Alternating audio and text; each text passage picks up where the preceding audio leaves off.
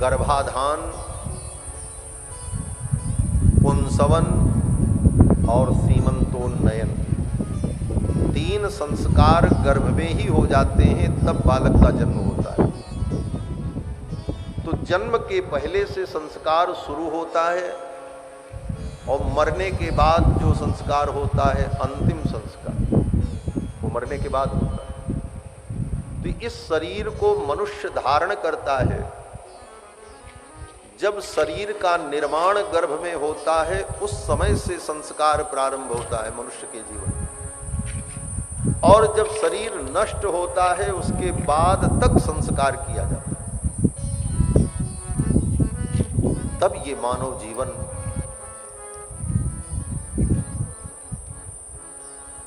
दिव्य होता है। मनुष्य के जीवन में इन संस्कारों का बहुत बड़ा महत्व है। आज तो ये स्थिति है कि हम इन संस्कारों को भूल गए। अगर पूछो किसी से कि भाई आप सनातनी हो, आप हिंदू हो, और सनातन हिंदू धर्म में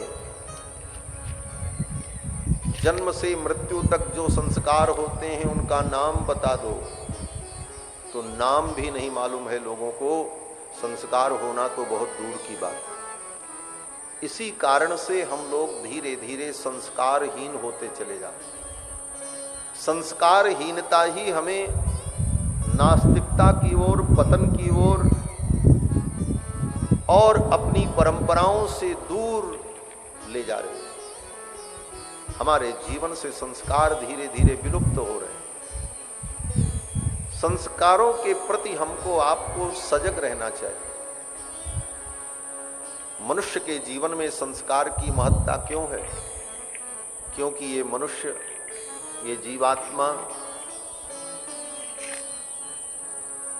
पिछले जन्मों में 84 लाख योनि में कुत्ता, बिल्ली, गधा, पशु, शेर, हाथी, घोड़ा, ऊंट सब बन करके आया है। 84 लाख योनि में भ्रमण करने के बाद तब जीव को ये मानव जीवन मिलता है। नाना योनियों में भ्रमण करने के बाद जब भगवान की कृपा होती है और किसी जन्म का पुण्य प्रकट होता है, तब जीव को मानव जन्म मिलता है। कबहु की करि करुणा नर देहि, देत ईश बिनु हेतु सनेहि। बिना कारण के ही जो प्रेम करते हैं, ऐसे भगवान की जब कृपा होती है तब ये मानव जीवन मिलता है। इसके पहले पता नहीं क्या क्या बने, गधा बने, कुत्ता बने, शेर बने, भालू बने, हाथी बने, चिड़िया बने, मछली बने। तो अनेक जन्मों में इस आत्मा ने पशु के शरीर में, तत्त शरीर में भ्रमण किया, और उन पशुओं के शरीर में रहकर जो पशु का आचरण था, अज्ञान, क्रूरता, वह सब कुछ उस जीवात्मा में संस्कार के रूप में पड़ा था। अनेक जन्मों में पशु योनि में भ्रमण करने के बाद जब जीव मानव योनि में आता है, उसके जो पिछले जन्मों के पशुता के संस्कार हैं, वो पशुता के संस्कार समाप्त हो जाएं, मानवता के संस्कार उसके अंदर उत्पन्न हो। इसलिए मानव जीवन में जन्म के प्रारंभ से, शरीर के निर्माण से प्रारंभ करके शरीर के अंत तक मानव जीवन में संस्कारों का विधान शास्त्र ने किया है। ऋषि मुनियों ने वो विधान बताए। इन विधानों के द्वारा तुम्हारे अंदर जो जन्म जन्मांतर के पशुता के भाव हैं, जैसे पशु ने मनमाना जीवन जिया, पशु ने जैसे मनमाने आचरण किए, जैसे पशु के अंदर अज्ञान था, वह जो संस्कार तुम्हारे अंदर है उसे मिटाकर मनुष्यता का दिव्य संस्कार स्थापित किया जाए। इसीलिए गर्भ से लेकर मृत्यु पर्यंत मनुष्य के जीवन में समय समय पर संस्कार का महत्व शास्त्र ने बताया। आज उन संस्कारों को हम भूल गए। अब तो केवल 2 ही संस्कार होते हैं, एक विवाह संस्कार और एक अंतिम संस्कार। क्यों? बोले विवाह के बिना काम नहीं चलने वाला है, और अंतिम संस्कार, बोले कोई मर जाएगा तो घर में तो रखेगा नहीं आदमी, ले जाकर के कुछ ना कुछ ठिकाने तो लगाएगा ही। 2 संस्कार बचे, लेकिन वो 2 संस्कार भी आज विधि पूर्वक नहीं होते। विवाह भी होता है तो विवाह में सारे गंदे काम, मांस खाना, दारू पीना, मनमाने आचरण करना, जो विधि है, गृहस्थ जीवन में तुम प्रवेश करने जा रहे हो, ऐसे अवसर पर पवित्रता से, पवित्र विधि से देवताओं की पूजा करके शास्त्र के अनुसार पाणी ग्रहण करो, विवाह करो, तो तुम्हारा गृहस्थ जीवन मंगल करेगा। विवाह में करोड़ों रुपए खर्चा हो जाएगा, सब दिखावा होगा, बाजा बजेगा, आतिशबाजी होगी,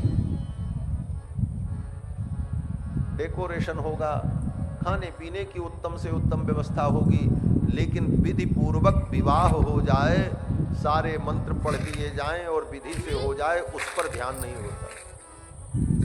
उसके लिए योग्य पंडित बुलाकर, योग्य विद्वान बुलाकर के संस्कार कराया जाए, ये रुचि नहीं होती। ये हमारी आपकी कमी, इसी कारण से हमारे जीवन में धीरे धीरे संस्कार विलुप्त हो रहे हैं और हम संस्कारहीन होते चले जा रहे हैं। नंद बाबा को देखो, ग्वारिया गाय चराते नंद बाबा, लेकिन अपने बालक के संस्कार के प्रति कितने सजग थे नंद बाबा। कृष्ण भगवान का जब प्राकट्य हुआ तो नंद बाबा ने आहूय विप्रान वेद ज्ञान स्नातो सुचिरलंकृतः, बड़े बड़े विद्वान ब्राह्मणों को बुला करके, जो वेद शास्त्र को जानने वाले थे, विधि पूर्वक अपने बालक का जात कर्म संस्कार किया।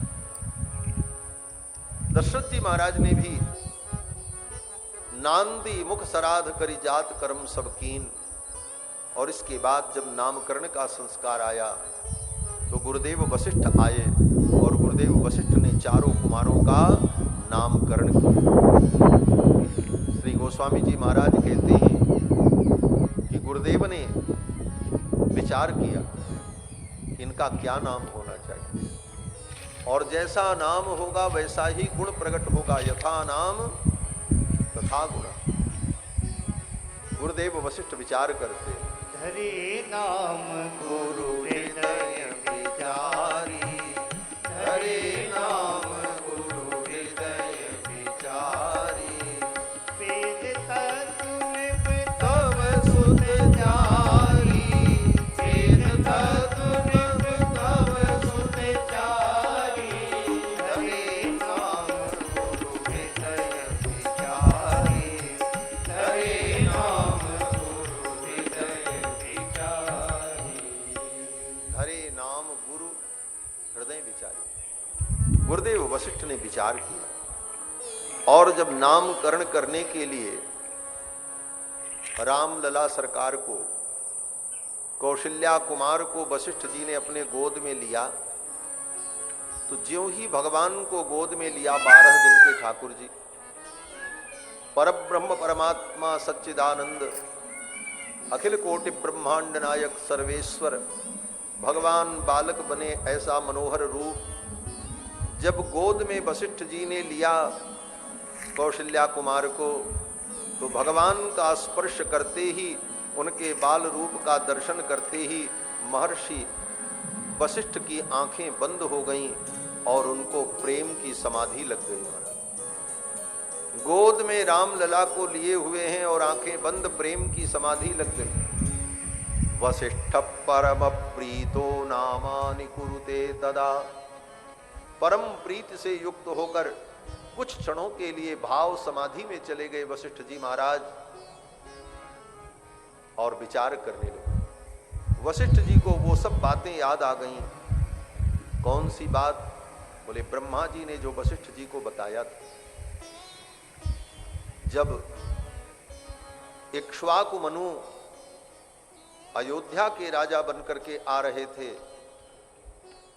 तो ब्रह्मा जी ने वशिष्ठ जी से कहा कि आप इनके पुरोहित बनकर के जाओ, आप इनके कुल गुरु बनकर के जाओ।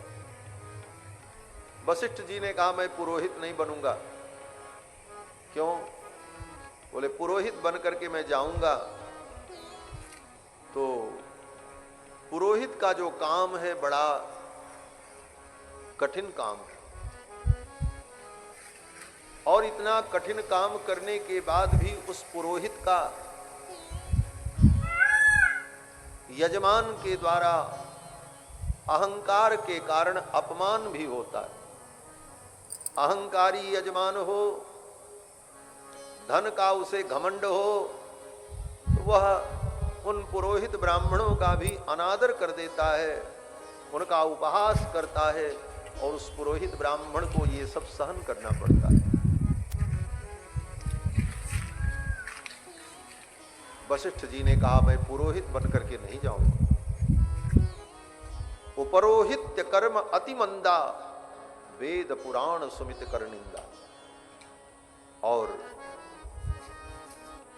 पौरोहित्य कर्म करने वाले ब्राह्मण को जो दान दिया जाता है, यजमान जो दान देता है, वह दान देखने में अन्न, वस्त्र, धन, ये वस्तुएं होती हैं, लेकिन वस्तुतः इन वस्तुओं का दान करके वो यजमान अपने पापों से मुक्त हो जाता, उसके पाप नष्ट हो जाते। और वो पाप जाते कहाँ हैं? बोले यजमान जो दान पुण्य करता है, उसके पाप उस दान पुण्य के साथ उस पुरोहित के पास चले जाते। फिर वह पुरोहित अपने जप अनुष्ठान और तपस्या के द्वारा उस पाप को नष्ट करता है। इसीलिए ब्राह्मण के जीवन में तपस्या का महत्व बताया गया। वो सदा गायत्री का अनुष्ठान करे, संध्या वंदन करे और तप और त्याग में जीवन व्यतीत करे, तभी वो लोगों के पाप को नष्ट कर पाएगा। और अगर सावधान न रहे तो दान का धन लेते लेते, दान का धन खाते खाते उस ब्राह्मण पुरोहित की बुद्धि भ्रष्ट हो जाती। अगर उसने जीवन में तपस्या नहीं किया, साधना, उपासना, गायत्री का जप, संध्या वंदन, जो पूज्य महाराज श्री कह रहे थे, अगर उस ब्राह्मण ने नहीं किया, केवल ब्राह्मण होने के कारण दान लेता रहा, तो वह दान का धन उसकी बुद्धि को दूषित कर दे, उसकी बुद्धि में पाप आ जाए, फिर उस ब्राह्मण का भी पतन हो जाएगा। इसलिए ब्राह्मण को बहुत सावधान होकर अपने जीवन को जीना चाहिए। और बुद्धि अगर दूषित हो गई तो सब कुछ बिगड़ जाएगा, क्योंकि सब तो बुद्धि पर ही निर्भर है। वशिष्ठ जी ने कहा, मैं पुरोहित नहीं बनूंगा। पुरोहित बनकर के जाने को तैयार नहीं हुए तो ब्रह्मा जी ने कहा, अगर इनके पुरोहित बनकर के तुम जाओगे तो भविष्य में तुमको एक बहुत बड़ा लाभ मिलने वाला है, जो लाभ दुर्लभ है। वशिष्ठ जी ने कहा, क्या लाभ?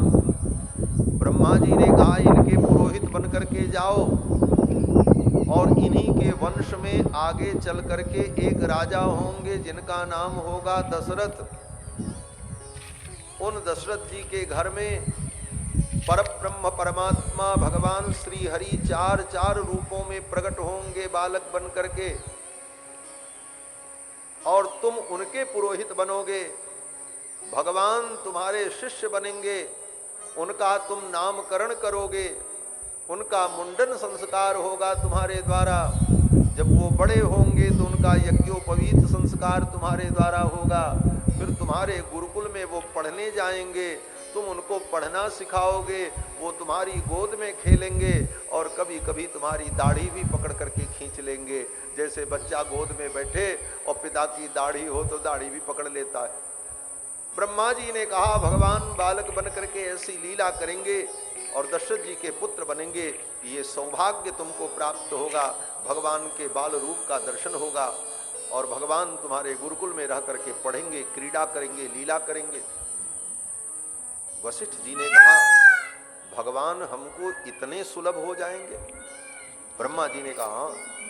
बोले, भगवान तुम्हारी गोद में बैठेंगे, खेलेंगे, तुम उनकी उंगलियों को पकड़ करके लिखना सिखाओगे, तुम उनको बैठा करके वेद पढ़ाओगे, व्याकरण पढ़ाओगे, ज्योतिष पढ़ाओगे, उनका गुरु बनने का सौभाग्य तुम्हें प्राप्त होगा।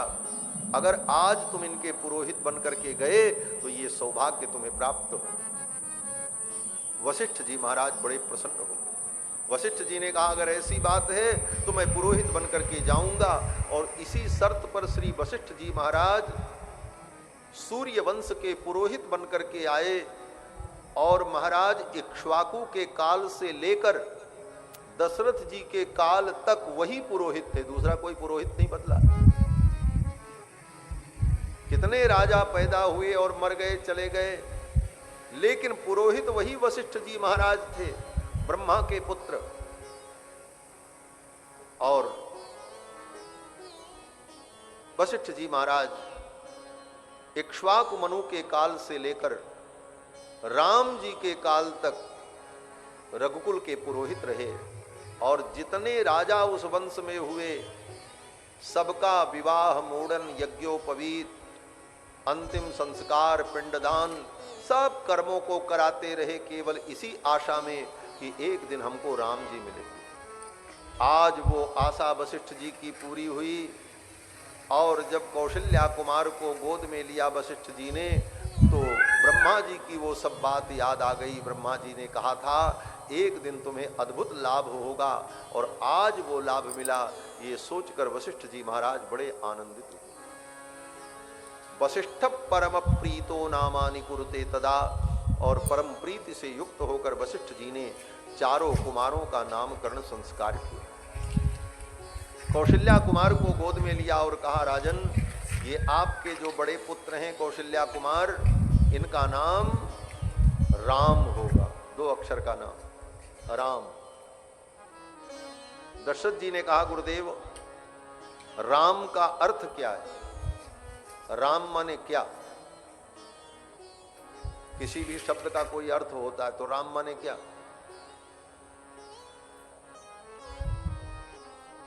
आज पूछो तो आज लोग कहेंगे राम माने राम भगवान। हाँ वो तो अर्थ है, लेकिन राम शब्द का मुख्य अर्थ क्या है? दशरथ जी ने कहा गुरुदेव राम माने क्या?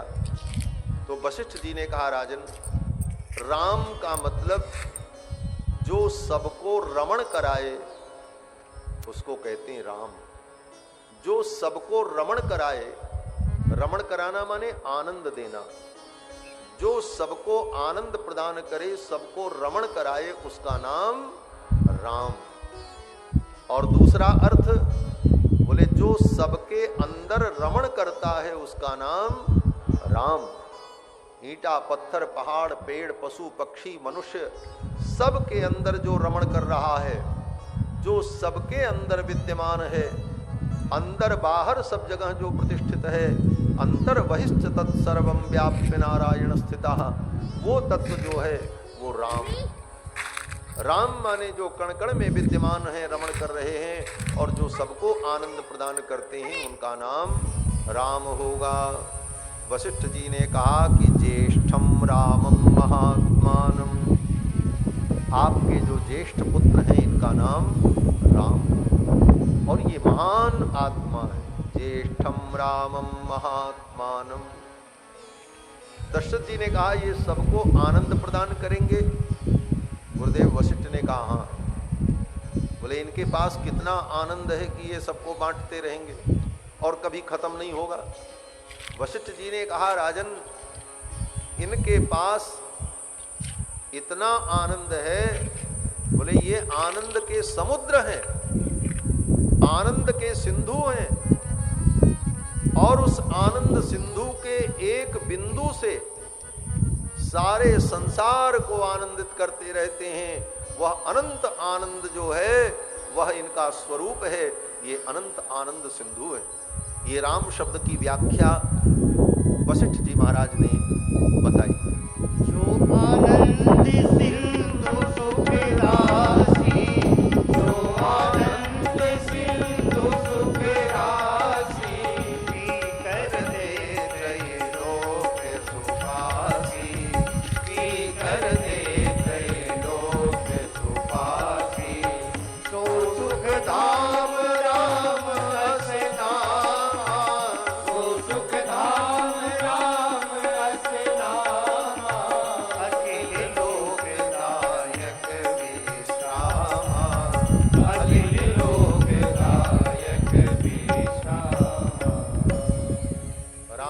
कौन है? इन दो चौपाइयों के अर्थ का चिंतन करो, सारी शंकाएं दूर हो जाए। वशिष्ठ जी कहते हैं जो आनंद सिंधु, जो आनंद के सिंधु हैं, सुख राशि, सुख की राशि, सी करते त्रैलोक्य सुपासी, उस आनंद सिंधु के एक सीकर से सारी सृष्टि को आनंद प्रदान करते। सीकर माने क्या? बोले किसी बर्तन में पानी रख दो और फिर एक सीका लेकर, एक सींक लेकर उसमें डुबो करके फिर सींक को ऐसे निकाल लो,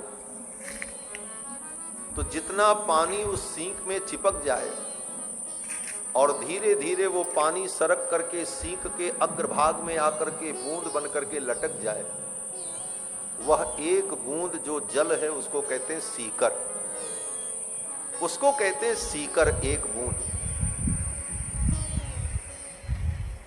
तो भगवान जो आनंद सिंधु हैं, आनंद के समुद्र हैं, उस समुद्र के एक सीकर बिंदु, आनंद के समुद्र में एक सीका डाल करके निकालो तो उसमें जितना आनंद चिपक जाए, एक बूंद सीकर,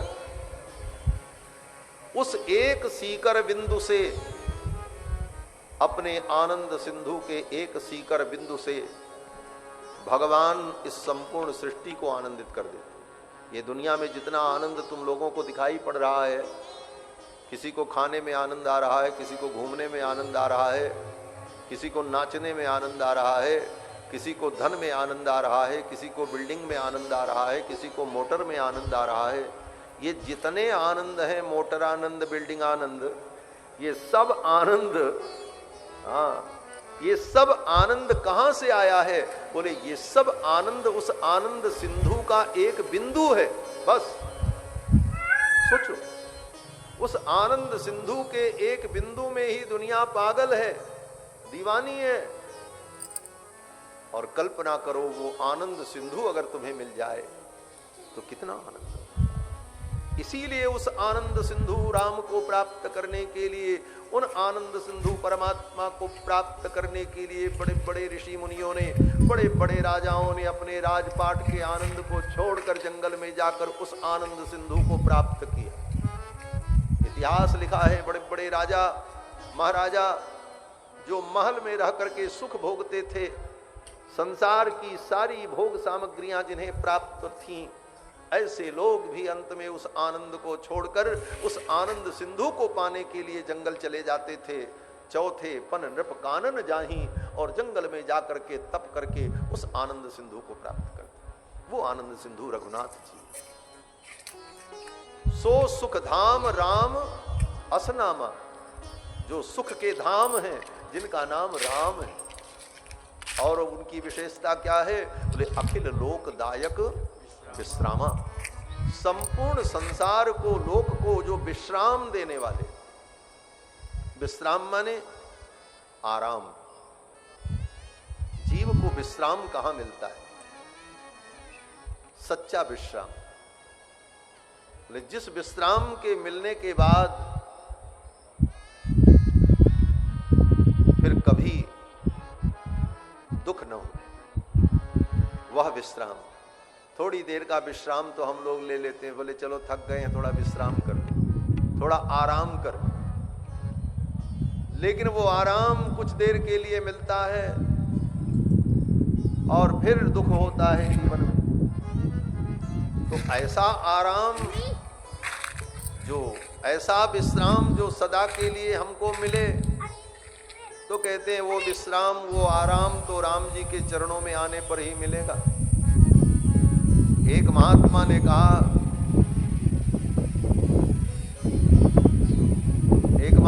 कहा, भाई बहुत देर तक का सत्संग तुम नहीं सुन सकते। क्यों? बोले 3 घंटे का सत्संग सुनने में मन उब जाता है, और 7 बजने के पहले 6:30 बजे से ही लंगर याद आने लगता है, चलो खाएं और निकलें यहां से। सियावर रामचंद्र की जय। तो 3 घंटे का सत्संग कठिन हो जाता है। कहते हैं चलो 2 सेकंड में सत्संग कर लेते हैं। बोले 2 सेकंड में क्या सत्संग है? लेकिन इसका मतलब ये मत समझना कि उठ करके आप चले जाओ, नहीं तो फिर ये कथा कैसे हो? ये तो हम समझाने के लिए कह रहे हैं। महात्मा ने कहा ठीक है, ज्यादा देर का सत्संग करने का समय नहीं है, तो थोड़ा सा सत्संग कर लो। बोले क्या? बोले आराम चाहते हो, सुख चाहते हो?